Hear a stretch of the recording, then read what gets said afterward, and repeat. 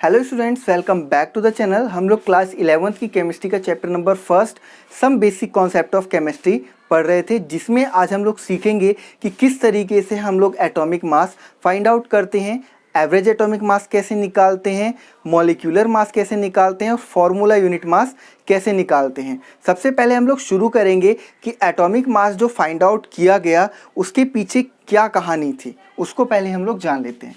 सबसे पहला मैंने कुछ पॉइंट्स में आप लोगों को समझाया है। Atomic mass of atom is actually very very small because atoms are very small. Atomic mass जो होता है वो एटम का वो बहुत ज़्यादा छोटा होता है। क्यों? क्योंकि एटम ही जो है वो बहुत ज़्यादा छोटा होता है। सेकेंड पॉइंट है, in 19th century scientist could determine mass of one atom relative to another by experimental mean. 19वीं शताब्दी में क्या था कि साइंटिस्ट ने अगर उन्हें एक एटम का मास निकालना था तो उन्होंने दूसरे एटम के रिस्पेक्ट में रख के उसका मास निकाल दिया, यानी कि एक को स्टैंडर्ड मान लिया और उसी के रिस्पेक्ट में उन्होंने दूसरे का निकाल दिया।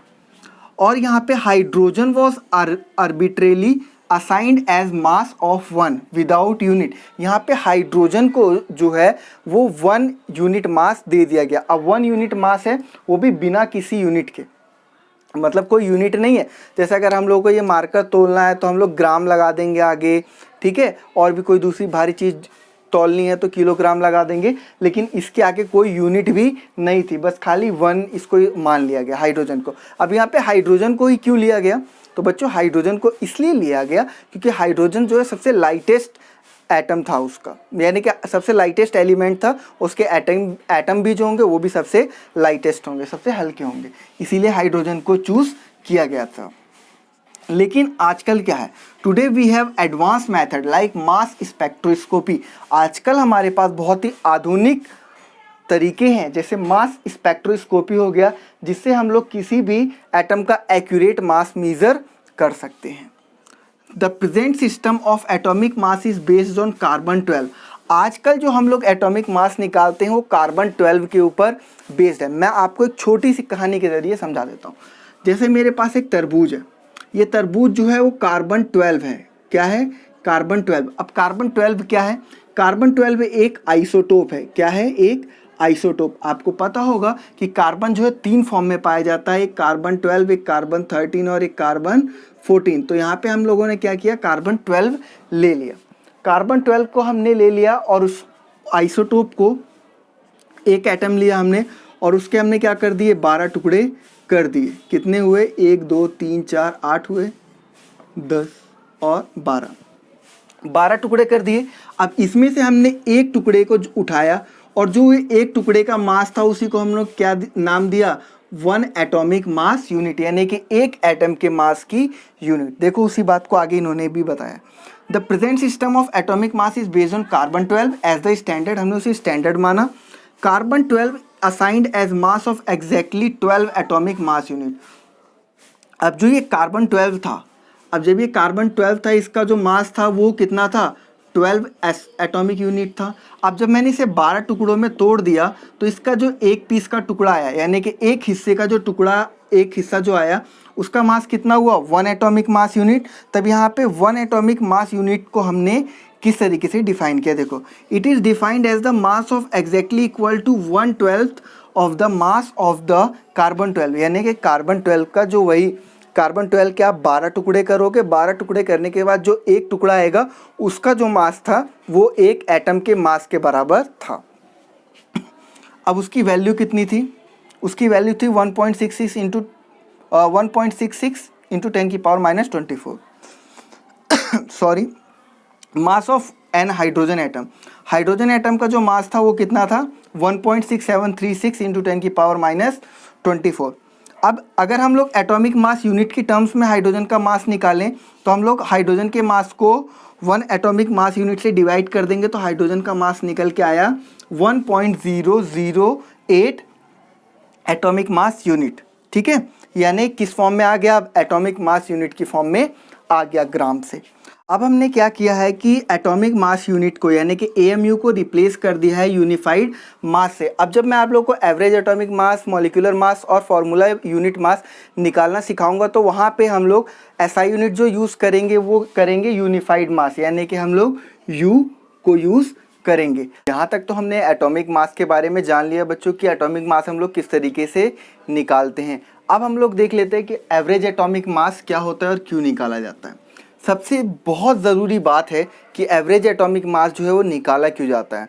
देखिए हमारे पास क्या होता है कि कोई भी एलिमेंट जो है वो एक फॉर्म में तो पाया नहीं जाता, उसके अलग अलग फॉर्म पाए जाते हैं। जैसे अगर मैं यहाँ पे कार्बन का एग्जांपल लेकर समझाऊं तो कार्बन के मैंने आपको कहा था कि आइसोटोप्स हमें मिलते हैं। कौन कौन सा? कार्बन 12 मिलता है, कार्बन 13 मिलता है, कार्बन 14 मिलता है।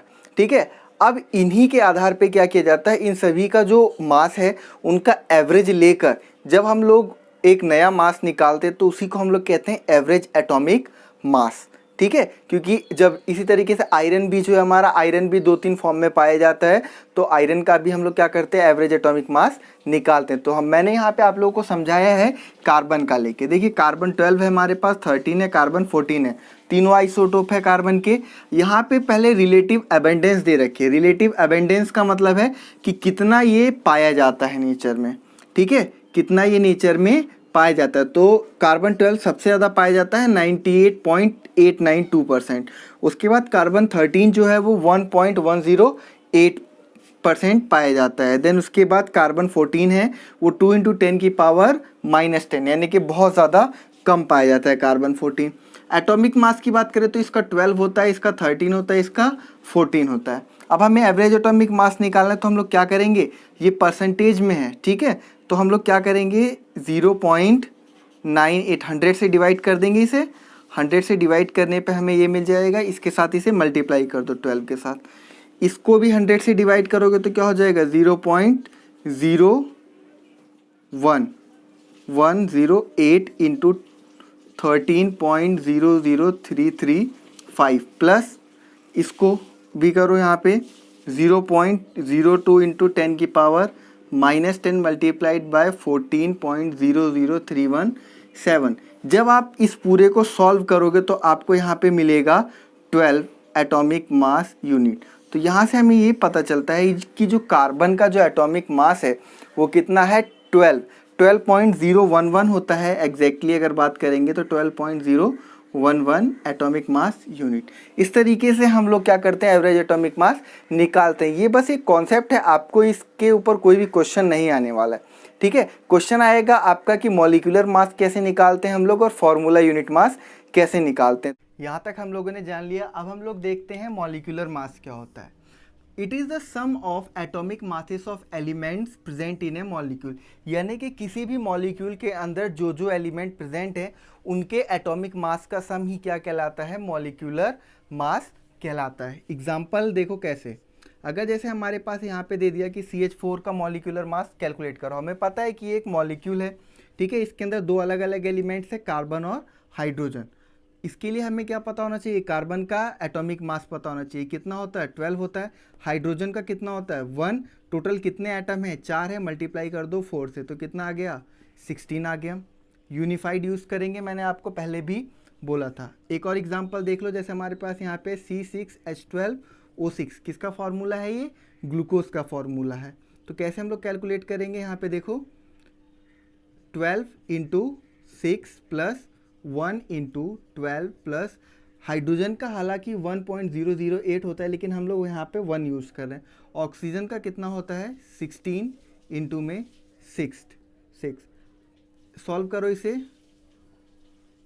कितना आया 72, ये कितना आया 12, 96 ऐड कर दो इन्हें, 72, 12 और 96,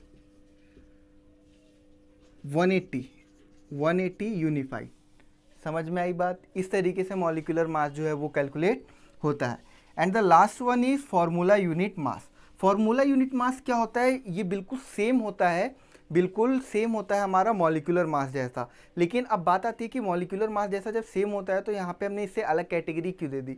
हमने इसे अलग कैटेगरी इसलिए दे दी क्योंकि यहाँ पे हम लोग जो आयंस होते हैं उनका मास कैलकुलेट करते हैं। क्यों, क्योंकि आयंस जो होता है वो सिंगल एंटिटी नहीं होता। जैसे एग्जाम्पल लिया जाए, सोडियम क्लोराइड है, तो अगर कोई भी सोडियम यानी कि एक क्रिस्टल है NaCl का, तो उसके अंदर बहुत सारे क्या होंगे, सोडियम और क्लोरीन के आयन होंगे, तो यहाँ पे सिंगल एंटिटी तो है नहीं, तो बहुत सारे सोडियम और क्लोरीन है, तो वहाँ पे हम लोग फॉर्मूला यूनिट मास निकालते हैं जब भी कोई आयनिक कंपाउंड होगा। ध्यान रखना, यहाँ पे लिख भी लो, फॉर आयनिक कंपाउंड, जब भी आयनिक कंपाउंड होगा तो वहाँ पे हमेशा फॉर्मूला यूनिट मास लगेगा। तो ये डेफिनेशन क्या होगी, formula unit mass is use instead of molecular mass when elements are not present as single entity. जब भी एलिमेंट जो है सिंगल एंटिटी में प्रेजेंट नहीं होगा तो उस केस में हम लोग फॉर्मूला यूनिट मास लगाएंगे। जैसा कि आप लोग ये भी कह सकते हो कि वो आयनिक फॉर्म में हो। अब यहाँ पे अगर हमें NaCl का फॉर्मूला यूनिट मास कैलकुलेट करना है तो कैसे करेंगे, सोडियम है, सोडियम का कितना होता है Na और Cl, सोडियम का कितना होता है 23, क्लोरीन का कितना होता है 35.5, ऐड कर दो, ऐड करने पे कितना आएगा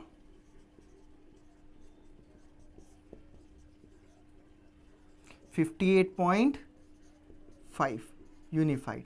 ठीक है बच्चों, इस तरीके से हम लोग क्या करते हैं, फॉर्मूला यूनिट मास कैलकुलेट करते हैं। आई होप आप लोगों को समझ में आ गया हो अच्छी तरीके से, और अगर वीडियो अच्छी लगी तो प्लीज़ लाइक कर देना और अपने फ्रेंड्स के साथ शेयर भी कर देना ताकि उनकी भी हेल्प हो जाए। और अगर आप लोगों ने अभी तक पिछली वीडियोस नहीं देखी हैं तो आप लोग प्लेलिस्ट जाके चेक करिए, चैनल पे प्लेलिस्ट में सारी वीडियोस हैं, अभी तक की जितनी आपकी क्लासेस मिस हुई हैं आप लोग सारी वहाँ पर देख सकते हो। और अगर आप लोग चैनल पे नए हो तो चैनल को सब्सक्राइब कर दो ताकि आने वाली वीडियोस की नोटिफिकेशन आप तक आती रहे। Thank you for watching the video.